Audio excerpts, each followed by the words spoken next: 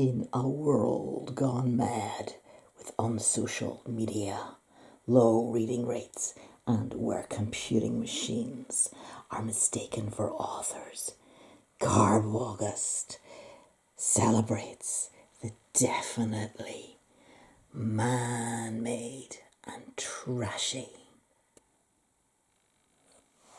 Yes, it's GarbAugust, the online book festival that keeps on giving.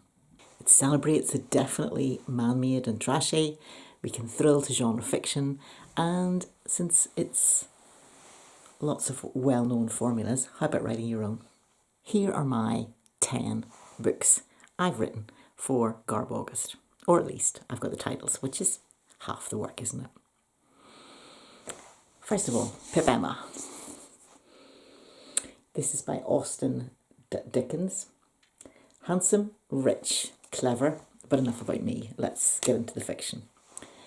This is an Regency romance. Pip Emma celebrates Emma Dash, who runs away from home to join the English army fighting Napoleon.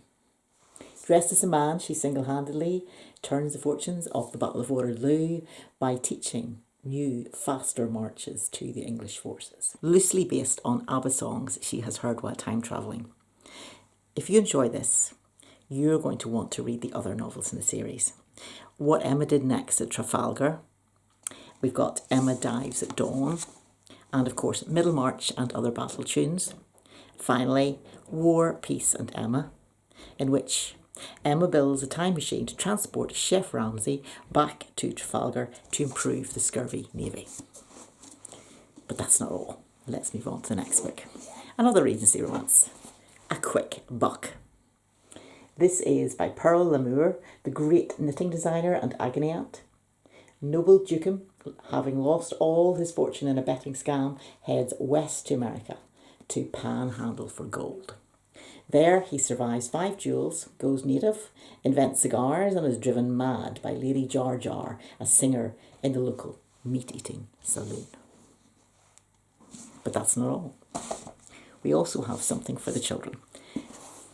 5 Go Mad and Little Gidding by Eliott, Blytown. 5 Go Mad and Little Gidding, a taste of gang warfare and money laundering in 1920s New England. The Venomous 5 gang, Georgia, Vic, Julie, Millie, Molly, Cuddles, and the mafia boss and part-time dentist, Timmy McCavity, set up a network of illegal ginger beer speakeasies in Prohibition, Massachusetts. However, the rival gang, the Secretive 7, also want the same pitch. Trigger warnings, there's going to be, for those with food allergies, there's going to be a food fight at the end. Something slightly different. Withering 8. Now, this is a story about a Victorian Yorkshire lass who longs to take part in the Cambridge-Oxford boat race. But she weighs in at 300 pounds, so she needs to lose weight.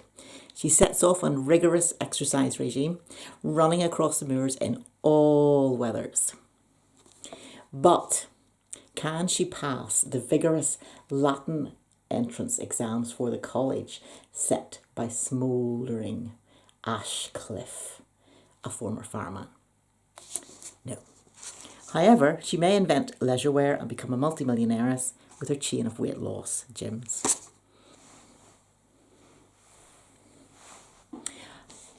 How about a little bit of mystery? This. Dr. Jackal and Mr. Hide and Seek by Louis Le Carré Stevenson, a new name. Victorian London, and a mysterious assassin is killing off society leaders.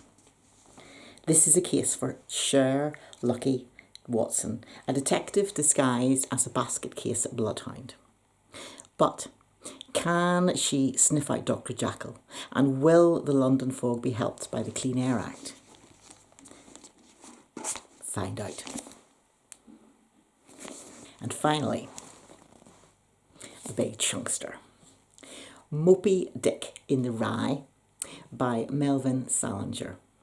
Gin-sodden private eye and manic depressive, Carl May Ishmael has 3 corpses, a femme fatale and a mystery on his hands. Will he find the missing huge white statuette?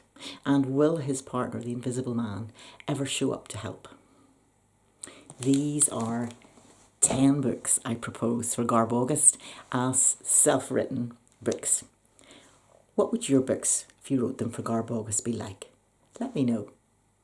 Bye for now.